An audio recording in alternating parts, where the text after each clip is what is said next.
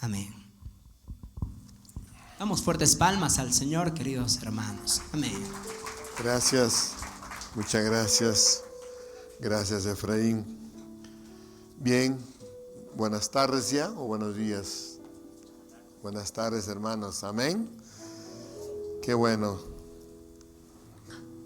No hay, ¿verdad?, lugar más hermoso, un lugar más precioso, la casa del Señor, para poder expresarnos, abandonarnos con todo nuestro corazón, sin vergüenza y nada, y adorarlo y bendecir su nombre. Por eso, imagino David dijo, ¿no? Mejor es estar en la casa del Padre. ¿Cuántos dicen amén? Que estar fuera de ella, dice.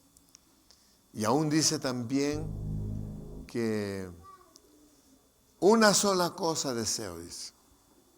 Una sola cosa he demandado, estar en la casa de Dios todos los días de mi vida. Para expresar eso, hay que encontrar algo tan especial aquí. Y eso tan especial es la presencia del Señor. Amén, hermanos. Qué bueno. Hoy el tema es marcas y señales de un cristiano o creyente maduro. De un creyente maduro. ¿Cuáles son esas señales, marcas que puedo ver en alguien o puedan ver en mí que estoy maduro? En la fruta, cuando hablamos, decimos, si todavía no está madura una manzana, ¿qué se dice? ¿Está qué color? Está verde todavía, ¿no? Falta madurar. Y cuando la manzana está tan rojita, tan guinda, se dice que ya está ¿qué? Está maduro. ¿Cómo está usted? ¿Está como la manzana verde todavía? ¿O ya madurito? De eso queremos compartir esa palabra, ¿no? Para poder crecer. ¿Cuántos de ustedes siempre anhelan crecer espiritualmente? Porque si usted no lo desea, no va a crecer. Algo hay que desear para, por ejemplo, usted quiere estudiar algo, tiene que desearlo. Si usted no lo desea, no se va a llevar a cabo. Entonces, si queremos crecer en las cosas de Dios, hay que desear, hay que anhelar crecer, o sea, nuestra vida espiritual. Y hay varias formas de crecer. O algunas cosas importantes que vamos a ver hoy cómo vamos a crecer. O sea, crecer o anhelar de ser significa también ser mejores. ¿Cuántos desean ser mejor y mejores? Eso tenemos que desearlo. Un cristiano tiene que desear. Un cristiano maduro es darnos cuenta cómo estamos, sobre todo en este tiempo. Darme cuenta como se dio cuenta el hijo pródigo. Volvió en sí, dice el hijo pródigo, cuando estaba alimentándose de la comida del cerdo, se dio cuenta. Es bueno darse cuenta entonces. Y el ejemplo que vamos a tomar en esta mañana es sobre la vida de Pablo. Ejemplo que debemos darnos cuenta cómo estamos en nuestros valores en este tiempo que vivimos. Creo que usted y yo somos testigos el tiempo que estamos viviendo. Mucha gente habla que ya no hay valores, menos principios. Algunos dicen, se ha perdido los valores. Pero la verdad es que los valores están en extinción. ¿Qué significa la palabra extinción? Que los valores están desapareciendo. Eso es lo que está pasando. Ya no hay valores, por eso dice mucha gente. O sea, ya no hay valores en nuestra casa, en nuestra vida, en nuestra casa, en la iglesia también. ¿Cuántos valores tan importantes hay en nuestra vida?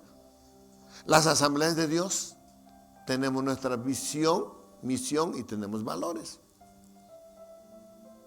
Y debemos vivir esos valores. Cada uno tiene su verdad. Y a veces ya no contamos los valores del Señor. Pero nosotros como iglesia, mis hermanos, hemos decidido a vivir los valores. Sí. ¿Cuántos todavía piensan que los valores son importantes? Sí, estamos viviendo. Alguien me decía, yo le dije, hablando del colegio, ¿por qué está trayendo su niño acá? ¿Cómo se ha enterado del colegio? Bueno, yo quiero traer porque mi hijito se comporta un poco mal, ya no obedece. Y creo que ahí lo pueden corregir. Me han dicho que hay valores. Mire, muchos papás traen porque hay valores. ¿Cuántos saben que en la iglesia tenemos valores? Claro. Esa es una de las razones. Como iglesia tenemos muchos valores. ¿Cuántos saben que no debemos mentir? Claro. ¿Cuántos saben que debemos vivir en unidad? Son valores. ¿Cuántos saben que debemos tener una vida de santidad? Son valores. En la iglesia hay valores. Si usted esto le habla a alguien de santidad, ay, qué religioso, anticuado te van a decir. Entonces, necesitamos vivir en valores. Debemos recordar también o saber que los valores y los principios es como una columna vertebral de la iglesia. Eso es lo que nos soporta. He escuchado a varios que dijo, lo que me gusta de los evangélicos es que tienen valores, principios. Algunos tienen ese concepto de nosotros. Entonces, hay muchos valores y esos valores deben hablar de nuestra vida. Y esos valores deben ser constantes y permanentes. Los valores que yo tengo hablan quién soy yo o hablan de mi vida. Los valores también reflejan mi carácter. Cómo hablo, cómo digo y qué pienso también. Los valores también reflejan cuál es nuestra cultura, cuál es nuestra filosofía de vida diaria. Los cristianos siempre también estamos andando contentos, alegres, porque hay un valor, un principio o algo muy importante que es el gozo también. Entonces, como asambleas de Dios tenemos varios valores, uno es el amor, un valor, uno es la obediencia, la santidad, la honradez, la unidad y también la madurez. Y por eso vamos a ver en Mateo capítulo 5, 48 casi igual es en la Nueva Versión Internacional, que lo ponga ahí, pero usted busca en su Biblia. Mateo 5, 48. Entonces hoy día vamos a hablar de la madurez. ¿Cuántos dicen amén? Si usted tiene esa marca o esa señal de ser un creyente, una cristiana o un cristiano maduro. Dice la palabra del Señor, Mateo 5:48, aquí en la Nueva Versión Internacional dice, por tanto sean perfectos, así como su Padre Celestial es perfectos. En su Biblia dice, sed pues vosotros perfectos, como vuestro Padre que está en los cielos es perfecto. Tome asiento. Pero usted dirá, perfecto, wow. Sed pues perfecto, dice, perfecto. El Señor está enseñándonos que debemos ser perfectos como Él es nuestro Padre, ¿qué? Perfecto. Pero ahora, ¿cómo ser perfecto? ¿Alguien es aquí perfecto? ¿Están acá, iglesia? No. Cualquiera diría que todos tenemos errores, equivocaciones, sí. Pero, ¿qué significa ser perfecto? Cualquiera puede decir que es alguien que no tiene pecados. Un perfecto quizás no tenga malos pensamientos, o nunca falla, o no habla malas palabras, todo lo hace bien. Eso no es la palabra perfecta, no es. No, eso no es ser perfecto. Pero acá nos dice que seamos perfectos como vuestro Padre Celestial. Y lo que está hablando aquí es el mismo Señor Jesús. Si alguien tiene su Biblia negro con rojo, está con rojo lo que dice Jesús. Por tanto, sean pues perfectos, como vuestro Padre Celestial es perfecto. Jesús está hablando. Ahí está la palabra perfecto. Si el Señor está diciendo, sean perfectos como vuestro Padre Celestial es perfecto. Quizá de esta mañana podamos hacer un ejercicio. Dile a tu compañero que está a su lado como Jesús, sé perfecto, dile, seas perfecto. Y contéstale, tú también, dile, tú también. Sea perfecto. Porque lo que está diciendo acá Jesús es, sean perfectos, como el Padre es perfecto. ¿No? ¿Qué significa esa palabra perfecto? En el griego, esa palabra, recuerda que el Nuevo Testamento está escrito en el idioma griego y el Antiguo Testamento está escrito en el hebreo. ¿Ya? Entonces, ¿qué significa perfecto en el Nuevo Testamento? En griego significa artios. Artios tiene que ver con estar completo. O sea, la palabra perfecto artios significa completo. En otras palabras, estaré diciendo, sean completos. También significa algo que está ajustado y algo que está preparado. Entonces, la palabra perfecto tiene que ver con estar completo. Quiere decir todo perfecto, completo. La palabra también significa que está ajustado, significa como algo nuevo. Por ejemplo, un carro nuevo. Está ajustado, está nuevo, todavía no se desgasta mucho. Y no te va a fastidiar buen tiempo, porque está ajustado. Está perfecto, podemos decir. También significa la palabra perfecto que está preparado. O sea, está listo, preparado. Un ejemplo de esto sería un adolescente de 14, 15 años no está preparado todavía para casarse. ¿O sí?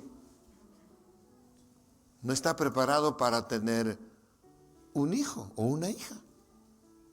Porque va a pensar que es muñeca su bebé. No está preparado todavía. ¿Y quién la va a criar? La mamá o la abuela. No está preparada, no está maduro, en otras palabras. No está ajustada. Le falta todavía. ¿Me está entendiendo, iglesia? Estamos definiendo lo que es la palabra perfecto. En la Biblia, como acabamos de leer, habla sobre esa palabra perfecto, pero también en algunos casos habla sobre la madurez. La palabra madurez también es la palabra perfecto, pero está hablando de la madurez espiritual, sobre todo de la madurez espiritual. Y hoy también el Señor le está hablando a usted sobre la madurez espiritual. Ahora, esa madurez espiritual, en un concepto más profundo, que esa madurez espiritual de un creyente es un compromiso total y definitivo con Dios. Esa es madurez espiritual, y que se ha entregado total, tiene un compromiso con Dios, o sea, se ha entregado totalmente a Dios. Eso es madurez espiritual. También en lo más profundo habla que va a reflejar el carácter de Cristo. O sea, una persona de madurez espiritual va a demostrar el carácter que tiene, que se asemeja a Cristo. En su conducta también, que tiene el carácter de Cristo. Eso es madurez espiritual. Compromiso total, entrega total, y demostrar en mi conducta o mi carácter similar a Cristo. Amén, hermanos. Amén, amén. Repito, madurez espiritual es un compromiso total, definitivo con Dios, que va a reflejar en su carácter y en la conducta de una persona madura. Entonces, ahora esa madurez no se encuentra de la noche a la mañana. La madurez es un proceso. Esa madurez no es por los años que tienes en Cristo o caminas con Cristo. Es un proceso en tu caminar de tu vida espiritual diaria.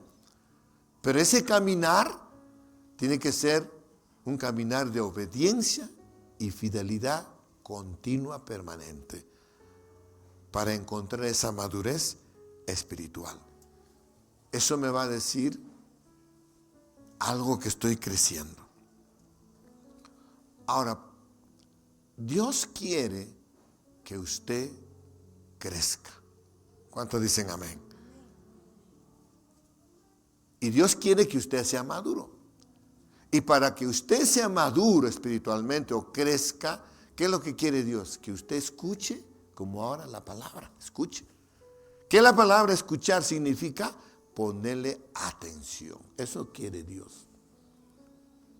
Que usted escuche, que le ponga atención. Y una vez que usted escuche y lo capta o lo reciba en su corazón, lo capta, la tienes que vivir esa palabra, la tienes que poner en obra. Por eso Esdras, el sacerdote, dijo en Esdras capítulo 7, 10 de la Reina Valera, dice, a ver, sí, 7, 10 dice, porque Esdras había preparado, ¿qué cosa? Su corazón. ¿Para qué? Para inquirir la ley de Jehová y para cumplirla y para enseñar en Israel sus estatutos y decretos. Entonces, ¿qué es lo que quiere Dios? Que usted escuche, ponga atención a la palabra. Y usted la reciba y la capte, la entienda, ¿no? Una vez que él reciba, la capte, la entiende y la pones en práctica, en obra. Y encima, como dice Esdras, ya puedes enseñar a otros. Pero primero tú tienes que vivirla. Tienes que poner en práctica esa palabra que tú escuchas. ¿Cuántos dicen amén? Entonces, debemos entender que la madurez es un proceso. usted va viviendo cada palabra y se va formando una cultura. Cada vez que usted lo vive la palabra, se forma una cultura, una filosofía de vida. Por eso nuestra cultura cristiana es de principios y valores. Y cuando ya vas aprendiendo, formándote, tú ya tienes esa cultura. La cultura del reino de los cielos, que es diferente a la cultura de afuera, ¿no? Entonces, tú puedes cometer errores, pero te das cuenta que estás cometiendo errores. Cuando hay madurez, te das cuenta que ya cometes errores. Te das cuenta de tu ira, de tu enojo,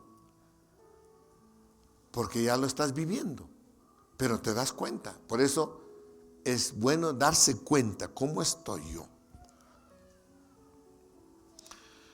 O sea, mire, debes ocuparte en hacer lo bueno, mire, debes ocuparte en hacer todo lo bueno y entonces lo malo se va saliendo.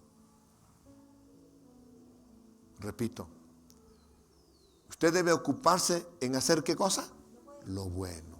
Cuando usted está ocupado en hacer lo bueno, lo malo se va saliendo, va desapareciendo. Porque ya no hay cabida. No hay cabida para los dos. Entonces, madurez también es ocuparse en hacer todo lo bueno. Y entonces se irá lo malo. Va saliendo y desaparecerá ahí. Porque no se puede hacer las dos cosas a la vez. ¿Cuántos dicen amén? Claro. Por eso es nuestra cultura de hacer lo bueno.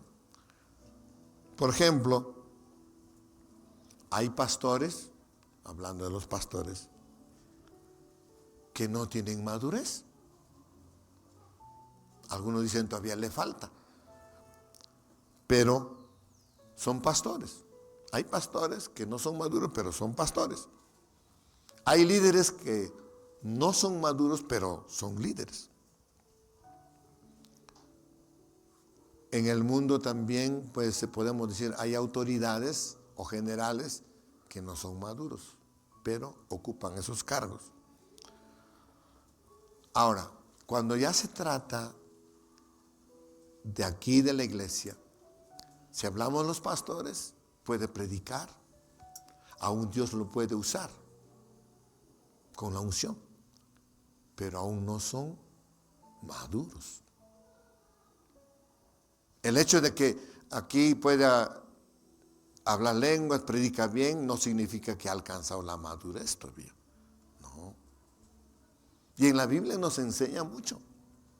Vamos a ver algunos ejemplos bíblicos, ¿no? Rápidamente. ¿Cuántos conocen la historia de Sansón? ¿Amén o no amén? Sansón era un hombre de Dios. Dios lo usó. Pero era un juez sin madurez. Y terminó ¿cómo? Engañado. Terminó mal. Pero era usado por Dios, tenía la unción. Porque no tenía madurez. ¿Cuántos saben la historia del sacerdote Elí? Un sacerdote en la iglesia, ¿verdad? Que predicó la palabra. Pero sus hijos, ¿cómo terminaron?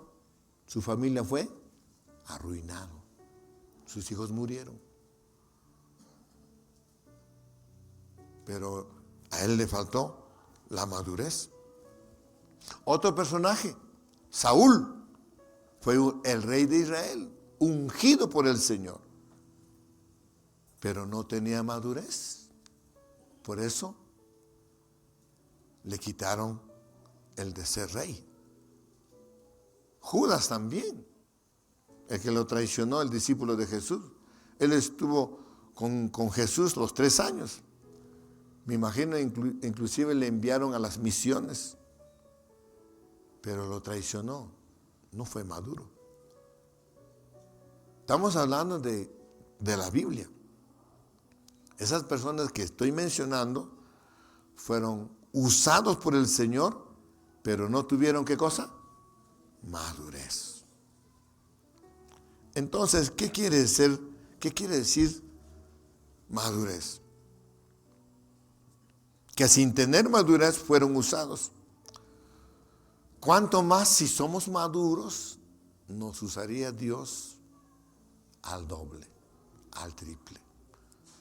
Por eso Jesús dijo, ustedes harán mayores cosas que yo. Ahí es el nivel de madurez.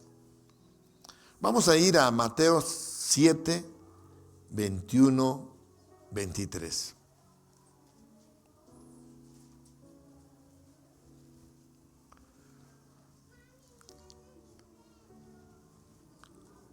En la Reina Valera nomás creo. A ver.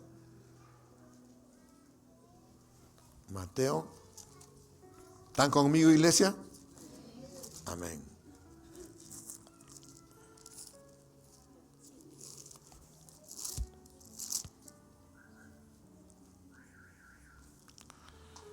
Sí, en la Reina Valera dice, no todo el que me dice Señor, Señor, entrará en el reino de los cielos, sino el que hace la voluntad de mi Padre que está en los cielos. Es lo que está diciendo. El 22. Muchos me dirán en aquel día, Señor, Señor, ¿no profetizamos en tu nombre y en tu nombre echamos fuera demonios y en tu nombre hicimos muchos milagros? Y entonces los declararé, nunca os conocí. Apartaos de mí, hacedores de maldad. Mire, aquí habrá habido madurez. Porque una cosa es tener los dones. Si yo tengo dones, eso no significa que ya estoy aprobado. Eso no significa que ya estoy maduro, porque acá le dice el Señor, muchos le dijeron, no, Señor, en tu nombre hemos echado fuera demonios, hemos profetizado en tu nombre hicimos muchos milagros. Esos son dones. Pero eso no significa que está aprobado o está maduro. Cosa seria, ¿verdad? ¿Y qué le dije al final? Entonces le declararé, nunca os conocí, apartados de mí, hacedores de maldad. Por eso decía al inicio que hay pastores que son pastores, pero no son maduros. Puede ser usado como estas personas que está declarando Jesús, pero no son maduros. Esos dones, claro, ¿por qué Dios nos usa con los dones? Los dones son usados porque reflejan el amor de Dios por las personas que sufren, por las personas que le claman. Muchas veces nos usa para que los dones se hagan realidad en esa persona. O sea, repito, tener dones no significa que estoy siendo aprobado por Dios. No significa que tengo madurez. Los dones reflejan el amor de Dios por los que sufren. Pero no, el carácter de Cristo está en mí. No hay una entrega profunda, total. Entonces, queridos hermanos, hay que ir entendiendo, ¿no?, la madurez y poder analizar y preguntarme, ¿qué madurez espiritual tengo? Entonces, hay señales, marcas que requiere un creyente o una creyente madura. Como le decía al inicio, vamos a ver ahora la vida de Pablo. ¿Cuántos recuerdan que Pablo dijo, sed imitadores de mí? ¿Cuántos se recuerdan eso? Sed imitadores de mí. ¿Qué significa eso? Está diciendo, yo tengo madurez. Cuando Pablo dice sed imitadores de mí, está diciendo yo tengo madurez. ¿Cuántos quieren tener madurez? Claro, declárelo hoy y reciba. Este es un desafío, un reto de parte de Dios para ser creyentes maduros. Pero ¿cuál es esa señal o esa marca que debe tener un creyente maduro? Usted tiene que declarar que yo quiero ser desafiado, yo quiero tener una vida madura espiritualmente en Cristo Jesús. Yo tengo que declararlo, tengo que desearlo y anhelarlo. ¿Cuántos quieren saber esos señales de un creyente maduro? ¿Amén o no amén? Número 1, viendo al apóstol Pablo como nuestro ejemplo. Porque él dijo, sed imitadores de mí, significa que yo estoy maduro. Es lo que estaba diciendo Pablo. Entonces la primera señal de un creyente o un cristiano maduro es el contenido de su oración. ¿Qué ora? ¿Qué dice? Un cristiano maduro se detecta por la manera como ora. Sí. Cuando usted ve a una persona como ora, ahí podemos detectar la madurez. Un cristiano maduro se conoce por el contenido de su oración. ¿Qué dije? Un cristiano maduro se conoce cuando se detecta el contenido de ¿qué? De su oración. ¿Qué dice en su oración? La historia de Pablo, recuerdan cuando leemos ahora en Filipenses, lo vamos a leer.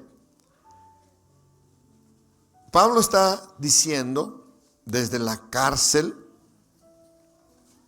de lo que está preso, ahí está, Pablo es la historia.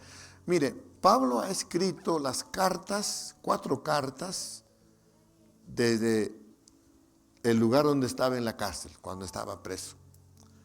Ha escrito Efesios, a la carta a los Efesios, a los Filipenses, a los Colosenses y también a Filimón, desde la cárcel. Entonces, y mira, y en sus cartas lo que dice, mire, cuando dice, a ver, vamos a Efesios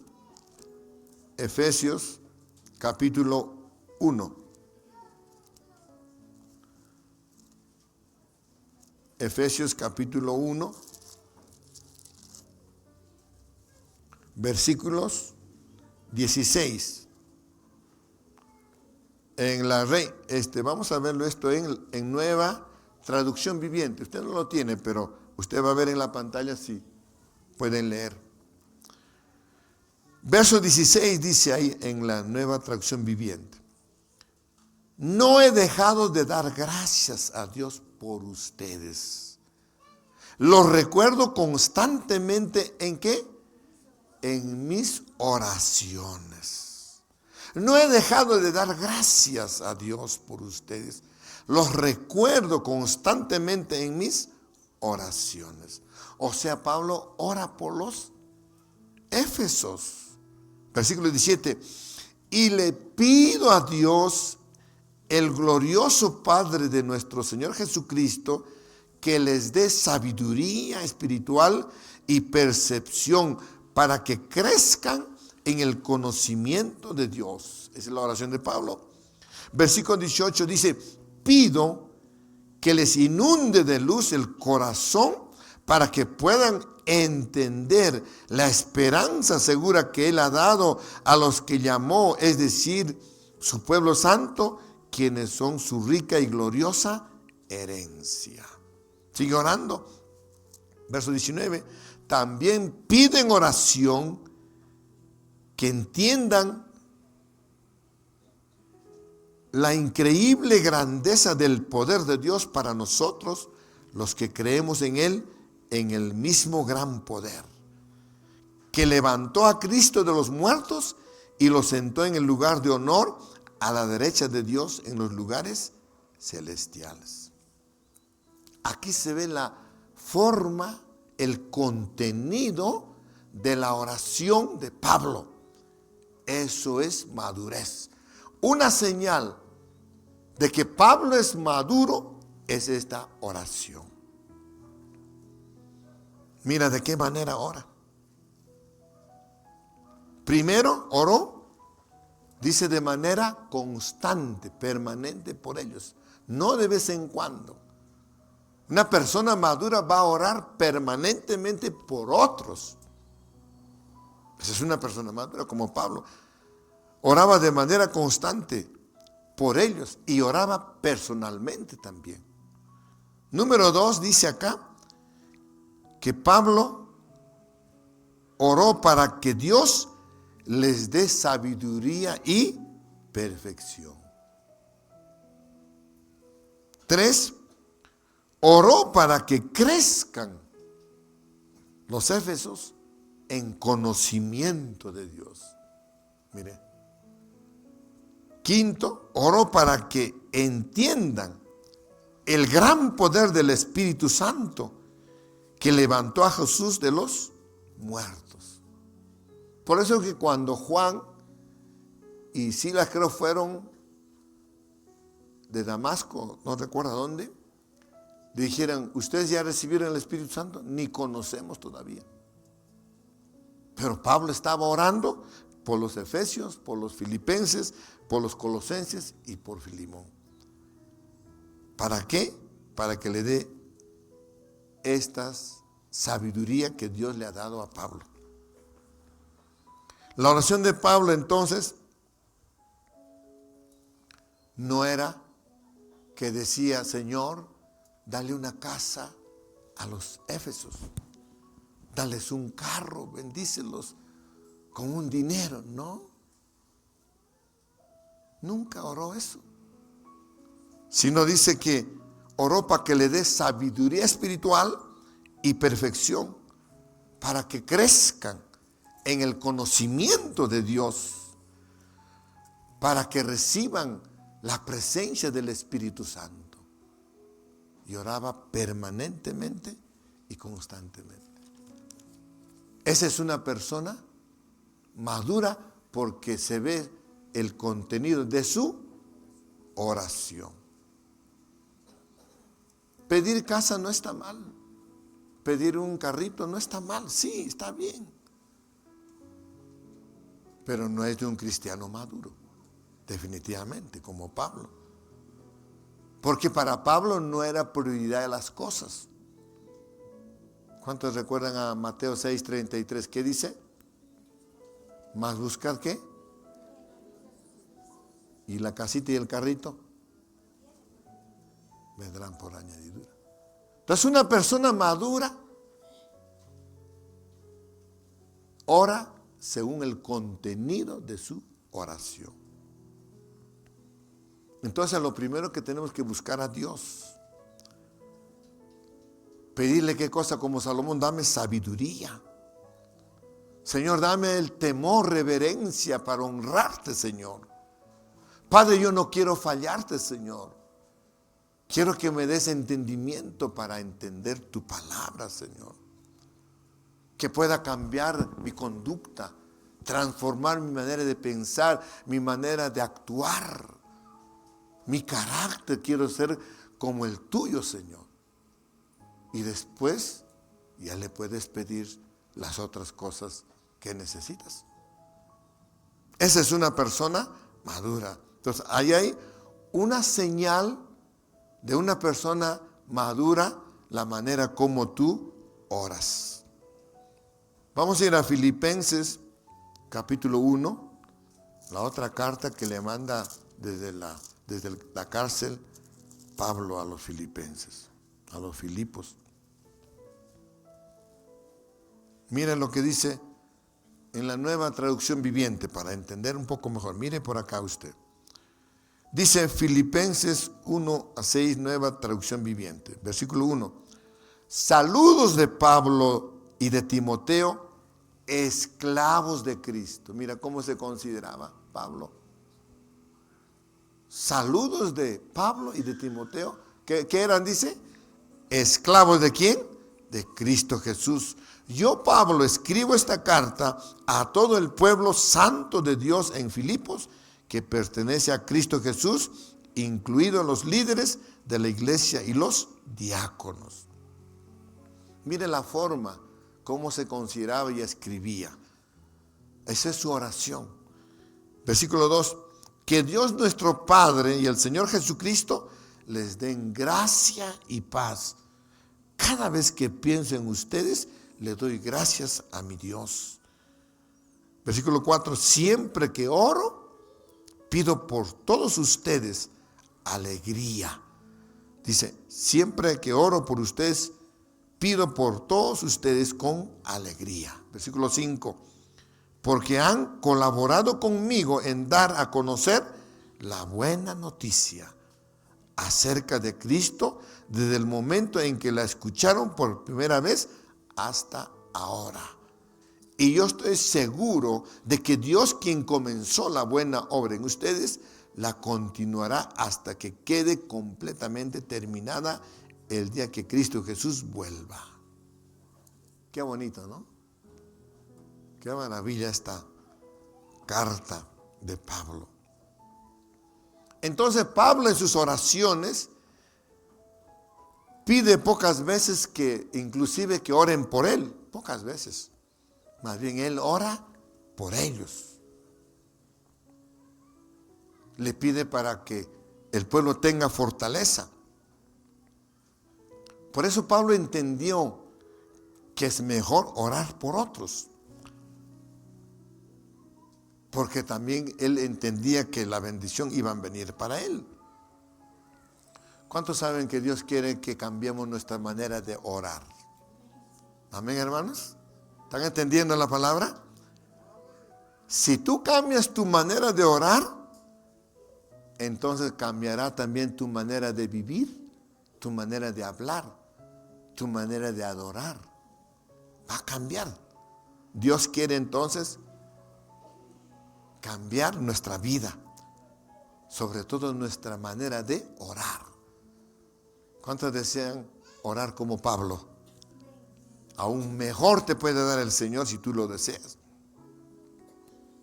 ¿Por qué? Porque Dios no quiere que tu oración sea débil, que sea repetitivo o débil, ¿no? Algo raquítico, pobre, no. Dios quiere que tu oración tenga un contenido a favor de otros. Eso es lo que Dios quiere, ¿no? ¿Y cuánto podemos decirle que el Señor nos enseñe ese tipo de oración? ¿Amén o no amén? ¿Cuántos quieren que el Señor les enseñe a orar? Usted tiene que decirle, Señor, quiero aprender a orar. Enséñame, Señor. El Espíritu Santo también es llamado el espíritu de oración. Y Pablo tenía el espíritu de oración. Entonces tenemos que pedirle al Señor, ¿no? que nos enseñe a orar. Porque aún somos inmaduros. El Señor quiere cambiar nuestro carácter, nuestra manera de ser. Y justamente en los ayunos, mire, escuche, aquí tenemos que decirle en esta oración de arrepentimiento, en esa oración de oración personal. ¿Cuántos le han dicho al Señor que te cambie? Amén. Que te cambie. ¿Cuántos los hombres podemos decir, Señor, cámbiame, Señor, mi manera de pensar? Cámbiame, Señor, todavía estoy viendo a otras hermanas que mi esposa. O las mujeres pueden decir lo contrario, Señor. Todavía estoy viendo a otros hombres. Cámbiame, Señor. Algo íntimo, algo que está adentro. Esa es nuestra oración de arrepentimiento. Todavía, Señor, estoy entrando a las redes sociales a ver pornografía. Cámbiame, Señor. Anúlame esas cosas que estoy viendo para salir de la inmadurez. Solo el Señor te puede cambiar. Seguramente has dicho cuántas veces voy a salir de esto y hasta ahora no puedes. ¿Ese género con qué sale? Ahí tienes que decirle, cámbiame. ¿Cuántos dicen amén? Claro. Entonces, ese tipo de orar a Dios va a cambiar tu nivel de oración. Va a empezar a fluir y va a aumentar un contenido tan especial en tu oración. Porque algunos, mire, porque algunos ni siquiera oran para almorzar o para comer. O se olvidan y luego dicen, Señor, gracias porque ya he comido. Sí. Porque no tienen una cultura de oración. Menos van a orar, pues, y tener su contenido, ¿no? De manera especial. Entonces, ¿cuál es la señal de un creyente maduro? A ver, si me han entendido. 2, 3 por acá. ¿Cuál es la señal o la marca de un creyente maduro? No, el contenido de la oración. Amén o no amén. ¿Cuál es la señal de un maduro? El contenido de mi oración. Es lo que tiene que saber. ¿Quieren saber otra señal? ¿O ya no? Amén. ¿Lo digo o no lo digo? ¿Cómo se conoce a un cristiano maduro? Número 2. La forma como enfrenta las pruebas. Esa es otra señal. ¿Cómo usted enfrenta las pruebas? Se conoce entonces a un creyente maduro en la manera como enfrenta las pruebas diarias o semanales que cada creyente tiene. Pablo sabe que todo, dice, ayuda para bien. Es lo que dice Pablo. A los que aman a Dios, todas las cosas le ayudan para bien. O sea, las pruebas, lo malo, lo bueno, es lo que dice Pablo, ¿no? Pablo dice, estoy preso, estoy en una celda, me van a matar, pero todo ayuda para bien. Usted sabía que cuando Pablo estaba en la cárcel, en esa celda, con cepos ahí, le faltaba 3 años para que muera. Él lo sabía. Y por eso él se apresura a escribir. Y si alguien ha sido probado como un creyente maduro, es Pablo. Por eso estamos hablando de Pablo. Segunda de Corintios capítulo 11.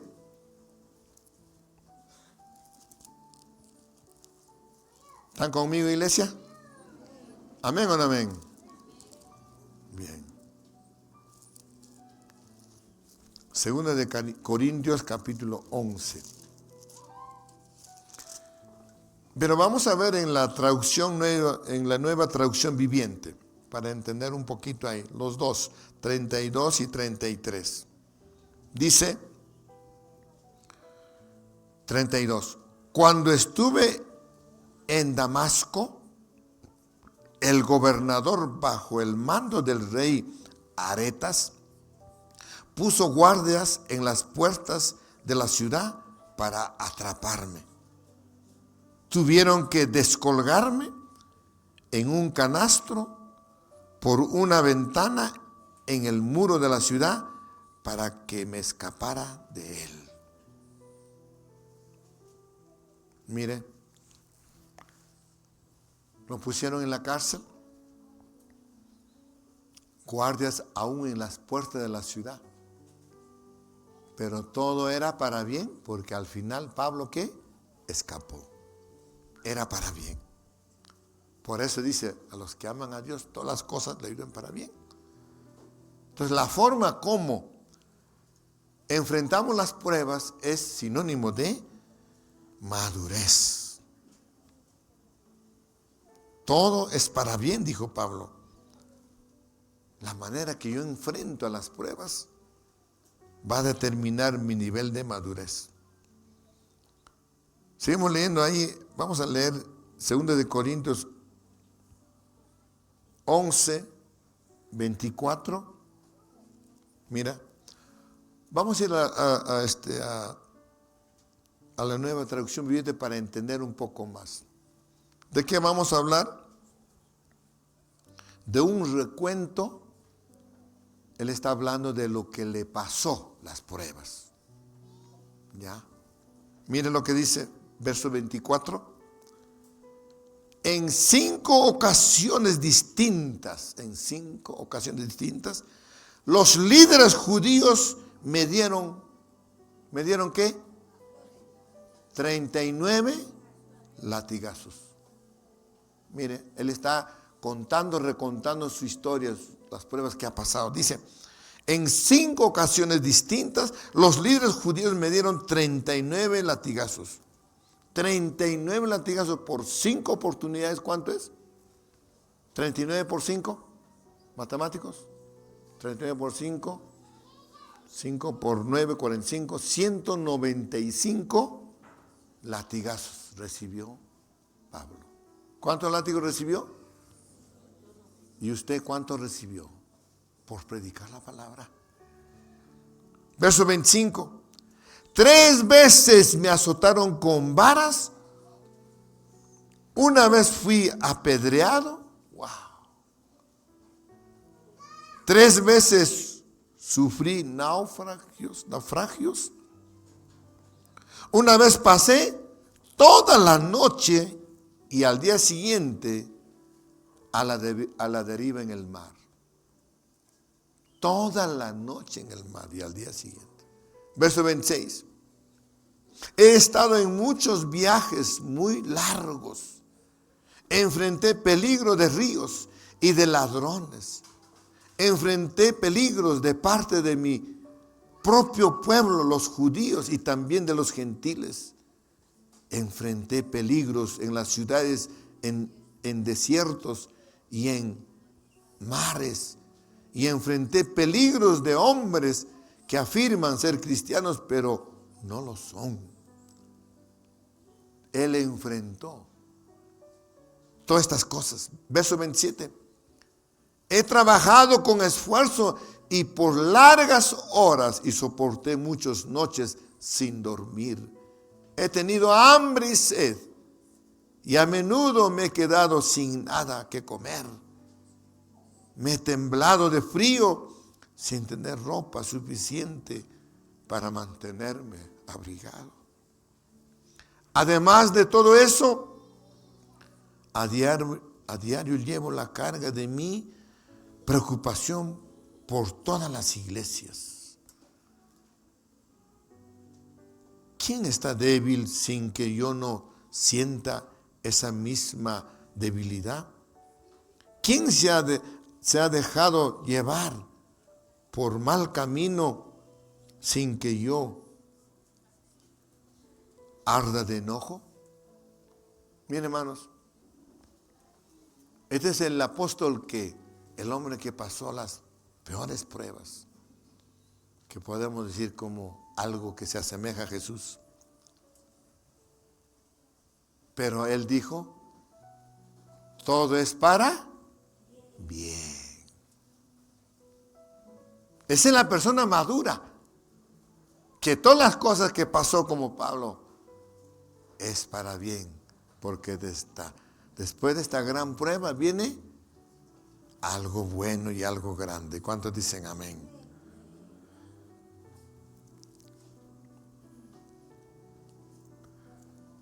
Si habría estos requisitos para ser pastores, habrían poquísimos pastores. Si hablamos para que haya líderes como Pablo, habría poquísimos. pero sí habría de soportar las pruebas. Este pastor, mire cómo sufrió. ¿Cuántos desean pastores tipo Pablo? A ver, quiero ver, levante la mano. No hay ninguno. Por eso, ser pastor no es que yo estudié mi instituto bíblico y ya soy pastor ya. No, hermano lindo, hermana.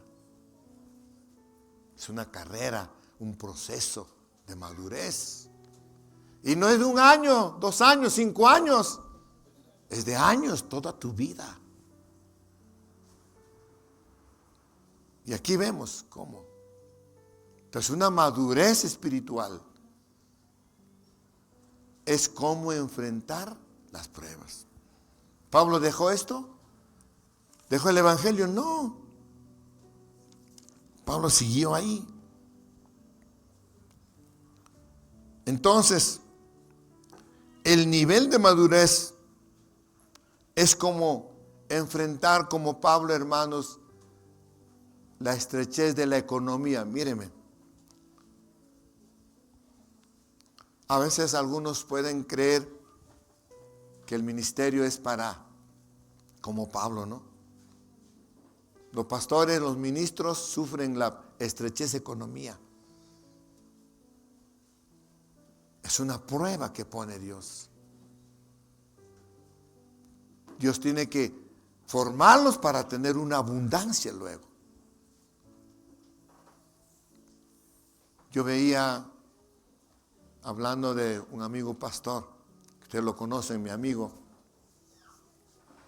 cuando vino acá a pastorear Sanidad Divina, ¿no? Vino a pastorear hace más de 20 años. Escuchen. Y cuando él llegó a la iglesia, no solo terminado el instituto bíblico, ya era un líder pastor en su iglesia. Y se casó allá. Y vino con su esposa, la pastora Emma, sin hijos, sin nada.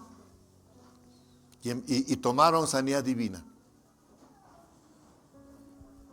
Su ofrenda, ¿qué era? Irrisorio. No había ofrenda. Y la esposa muchas veces le dijo, vamos a volvernos.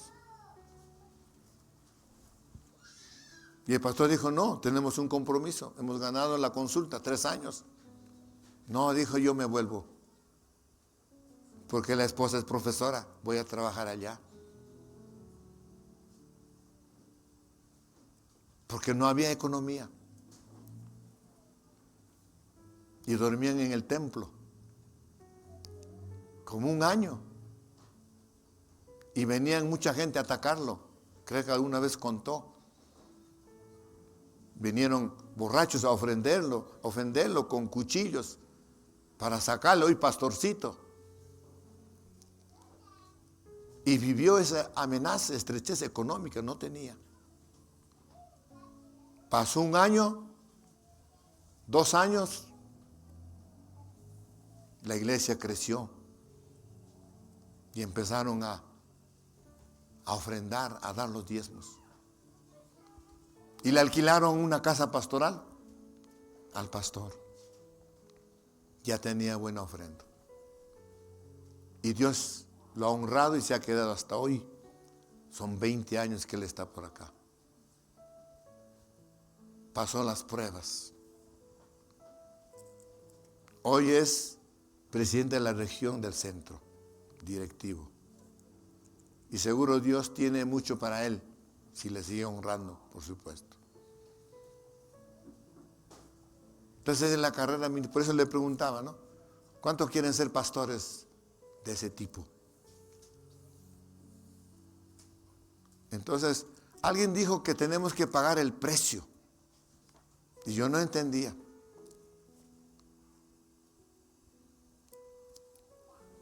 Pablo pagó el precio.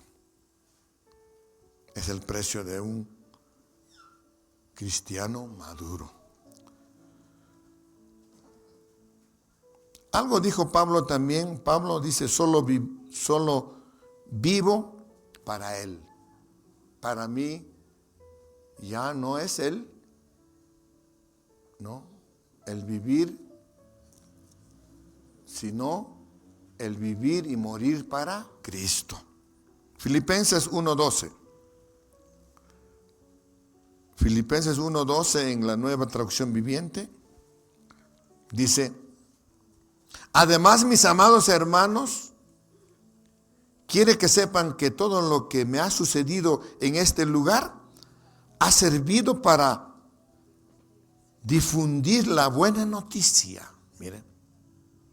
Además, dice, mis amados hermanos, quiero que sepan que todo lo que me ha sucedido, o sea, todo lo que acabamos de leer, sí, él dice, me ha servido para difundir la buena noticia. Versículo 13. Pues cada persona de aquí, de la cárcel de ahí, incluido toda la guardia del palacio, sabe que estoy encadenado por causa de Cristo. Versículo 14. Y dado que estoy preso, la mayoría de los creyentes de este lugar han aumentado su confianza y anuncian con valentía el mensaje de Dios sin temor. Y vamos al versículo 20 de la Nueva Traducción Viviente. Y luego dice: tengo la plena seguridad y la esperanza de que jamás seré avergonzado, sino que seguiré actuando con valor por Cristo, como lo he hecho en el pasado, y confío en que mi vida dará honor a Cristo, sea que yo viva o muera. Versículo 21. Pues para mí vivir significa vivir para Cristo, y morir es aún mejor. Pero si vivo, puedo realizar más labor fructífera para Cristo. Así que realmente no sé qué es mejor. Versículo 23. Estoy dividido entre dos deseos. Quisiera partir y estar con Cristo, lo cual sería mucho mejor para mí. Pero hay un pero. Pero por el bien de ustedes, es mejor que siga viviendo. Esa es una persona madura, que a pesar de las pruebas, dice, todo es para bien. ¿Cuántos se alegran por esto? ¿Podemos darle un aplauso al Señor?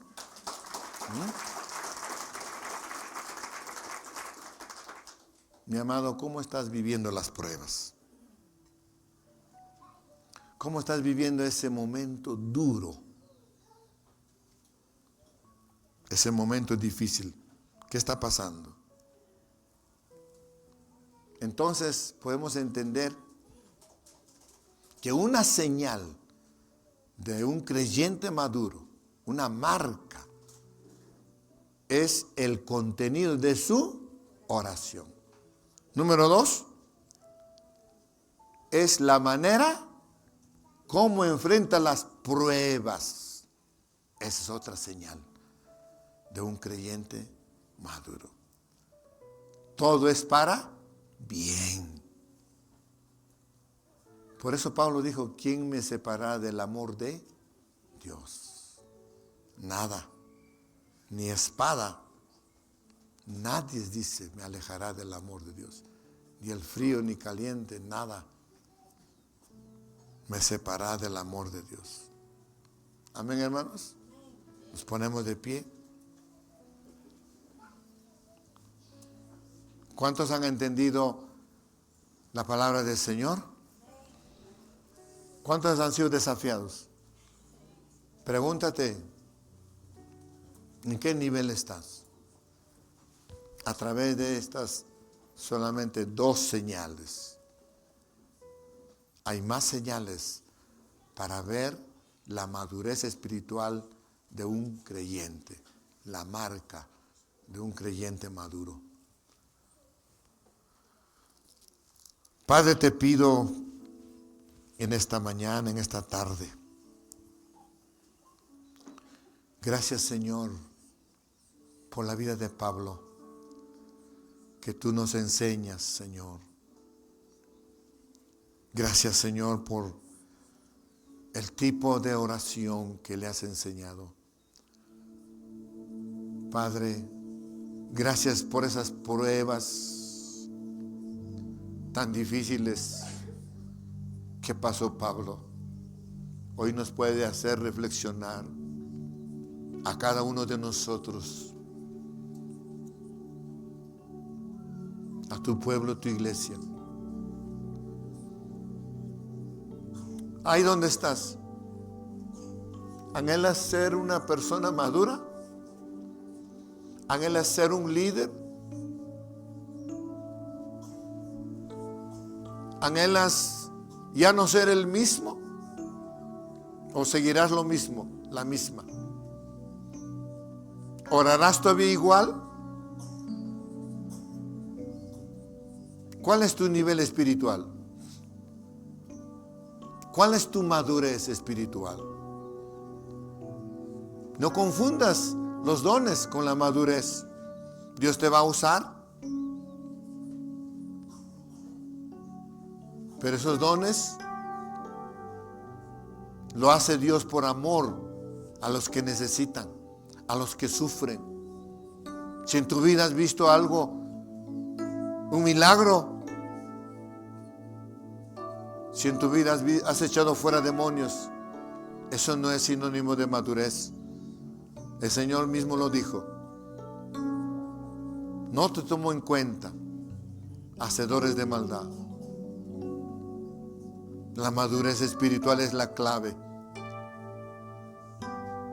Pero podemos ir avanzando a tener esa señal del contenido de oración.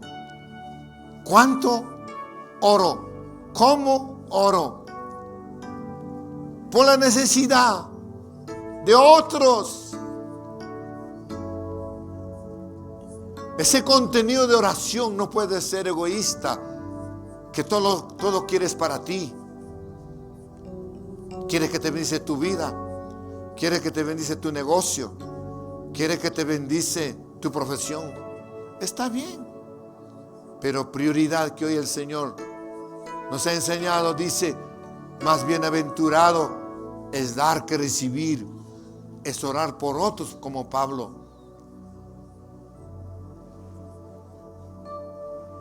Ese contenido de salvación, de amor, de pasión por otros, para salvar vidas, a pesar de las circunstancias, a pesar de los problemas. ¿Cómo estás en tu oración, hermana? ¿Cómo estás en tu oración, hermana? Tome una decisión hoy de orar, de pasar tiempo con Dios. No ores unas cuantas palabras. Ponte a orar 1 hora, media hora. Busca al Señor.